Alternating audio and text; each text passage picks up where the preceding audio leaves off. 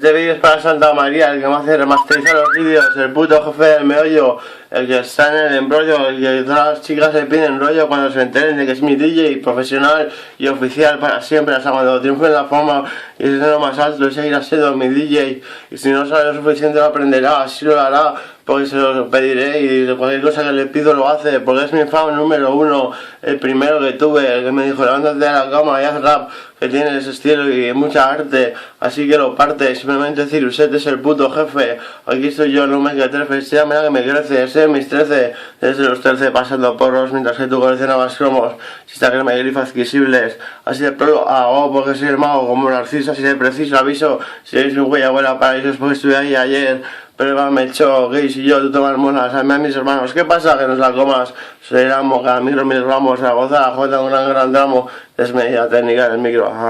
desmedida técnica en el micro, tampoco el mundo es un lugar seguro, en absoluto, me muevo por la calle a falta de cámara y acción, tan solo el diablo mantiene mi conversación, así de prólogo para mi nación, somos los putos con la polución, la revolución, los más jefes, los que no somos unos mequetrefes, los que tenemos fe. Santa María es el puto jefe, ahí está, haciéndome la puta vida posible y papable. ¿Qué pasa? Que es incuestionable.